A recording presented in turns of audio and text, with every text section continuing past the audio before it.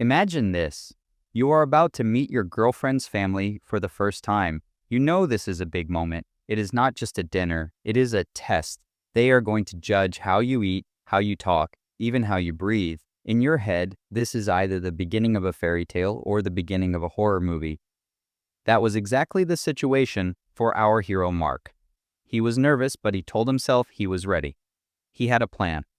Unfortunately, life had a different plan, and it was not a kind one. Mark spent the entire week getting ready. He bought a new outfit, thinking a fresh look would boost his confidence. The shirt was crisp white, the kind of shirt you wear when you want to look like you have your life together. The trousers were dark, slim fit, maybe too slim. He tried them on at home and thought, okay, they are tight, but if I just sit up straight and avoid overeating, I'll be fine. He even rehearsed his handshake in the mirror, practiced smiling without looking creepy, and Googled things like what to say to impress parents at dinner. His search history looked like a survival guide. How to compliment food without sounding fake.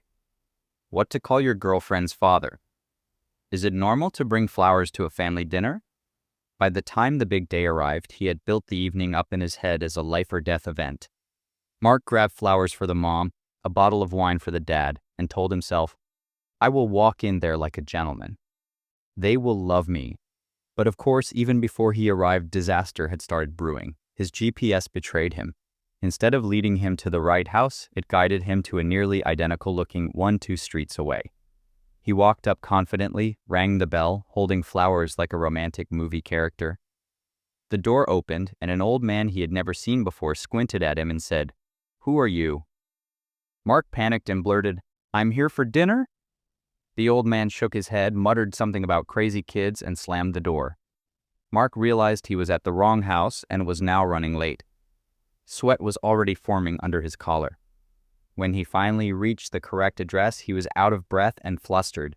He rang the doorbell, and this time his girlfriend's mother opened the door with a big smile.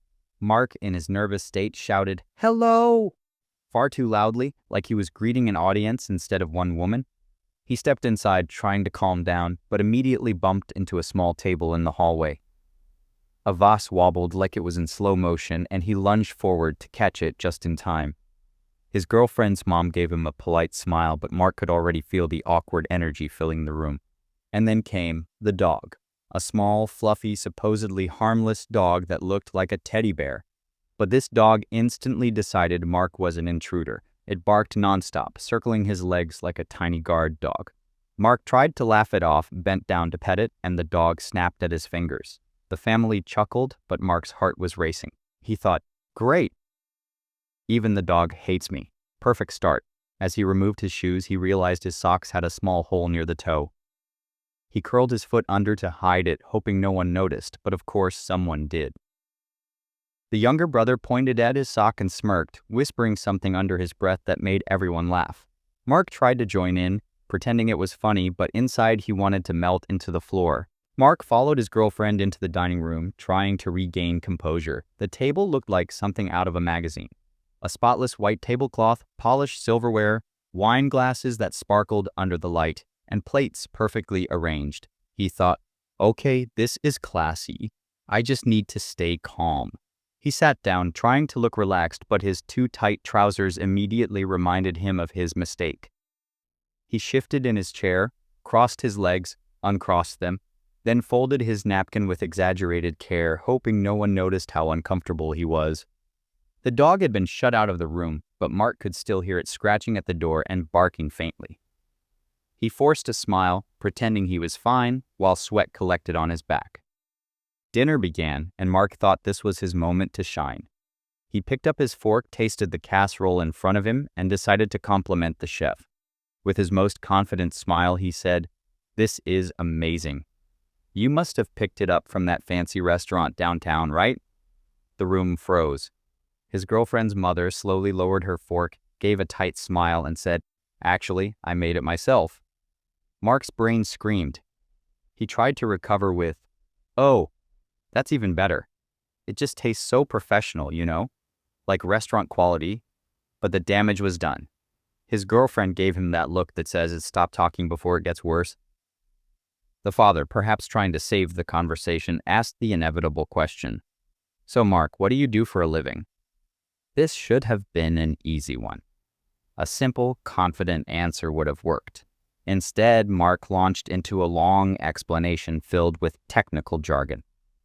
He described projects, spreadsheets, industry terms, acronyms that no one else at the table understood. He thought he was showing how smart and ambitious he was. In reality, after 30 seconds, everyone had glazed over eyes. Grandma tilted her head, clearly lost. The younger brother mouthed something to his sister and stifled a laugh. By the time Mark finally wrapped up his short explanation, the table had gone completely silent. Just as he was about to take another bite, it happened. His too tight trousers had had enough. The button gave up, snapping off with a sharp pop that echoed louder than it should have. It flew across the table like a bullet and landed right next to the breadbasket. Every pair of eyes followed it. Mark froze, fork halfway to his mouth. His face turned bright red. He tried to laugh it off with a weak chuckle. "Guess I'm enjoying the food a little too much." No one laughed. The silence was deafening. He shifted uncomfortably in his chair, now trying to hold his pants together under the table while pretending nothing was wrong. Inside, he was screaming, "5 minutes in and I'm already falling apart." Mark sat there, clutching his pants under the table with one hand, trying to act like nothing had happened. The family pretended not to notice, but the air was thick with awkwardness. His girlfriend gave him a forced smile that basically meant, "Please stop embarrassing me." He thought, "Okay, I can fix this. I just need to be charming." He tried to restart small talk. "So, Mrs. Peterson, you have a beautiful home. Did you decorate it yourself?" The mom nodded proudly. But then Mark ruined it by adding, "It feels like one of those model homes they use for real estate tours." He thought it was a compliment. Everyone else thought he was calling the house fake. In a desperate attempt to lighten the mood, Mark decided to tell a funny story from his past. He launched into a tale about how, in college, he once burned popcorn so badly in a microwave that the fire alarm went off and the whole building evacuated. He laughed at his own story. No one else laughed. Grandma shook her head. The dad stared at him with the kind of look that says, "This guy is dating my daughter?" His girlfriend poked him under the table to stop talking, but it was too late. The silence was suffocating. Just when Mark thought it couldn't get worse, the family cat jumped onto the dinner table. Everyone else was used to it, but Mark was not. He panicked. He waved his hands to shoo it away, but instead of leaving, the cat walked straight across the plates and knocked over a full glass of red wine. The wine spread across the perfect white tablecloth, soaking napkins, and worst of all, dripping directly onto Grandma's bright white sweater. Mark leapt out of his chair, grabbed napkins, and rushed to help. In his panic, he forgot about the wine on the floor. His foot slipped, and suddenly he was skating across the dining room like a failed figure skater. He grabbed the edge of the table to stop himself, which caused every plate and glass to rattle. For a split second, it looked like he was going to take down the entire dinner spread. He managed to steady himself, but his napkin was already pressed against Grandma's sweater in a way that looked less like helping, and more like smearing the stain around. Grandma's eyes narrowed. Mark sat back down slowly, cheeks burning, heart pounding. The family stared at him in silence. His girlfriend's father folded his arms. The younger brother covered his mouth to hide a laugh. His girlfriend shook her head, already regretting inviting him. Mark thought to himself, "This is it. I am living inside a nightmare. I am one mistake away from them kicking me out of the house." And the worst part?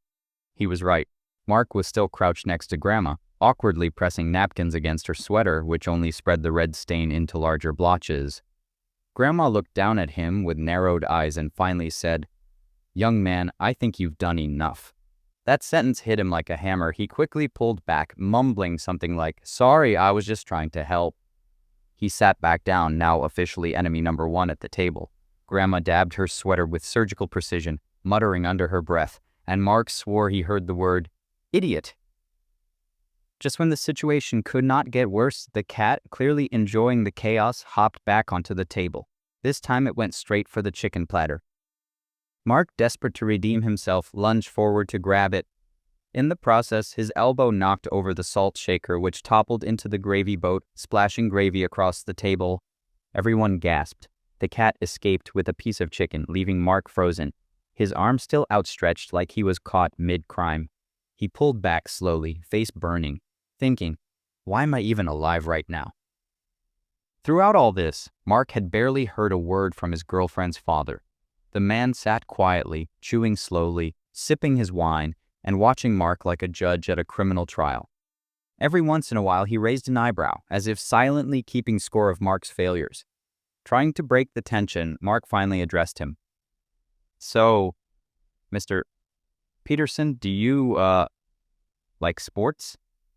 The father looked at him, paused, and said, I like silence. Then he went back to eating. The table went dead quiet. Mark wanted to crawl under the floorboards. In a final, desperate attempt to connect with someone, Mark turned to his girlfriend's younger brother. So, you must be in high school, right? The brother smirked and said, Actually, I graduated 2 years ago. The whole table chuckled at the brother's sharp response, but it was not a friendly laugh. It was the kind of laugh that said, We're all laughing at you, not with you. Mark tried to cover it with, You look young for your age, that's a good thing. But it was too late. He had officially insulted yet another family member. By now, Mark's shirt was sticking to him with sweat, his trousers were half unbuttoned under the table, and his dignity was in tatters. He looked at his girlfriend, silently begging for help.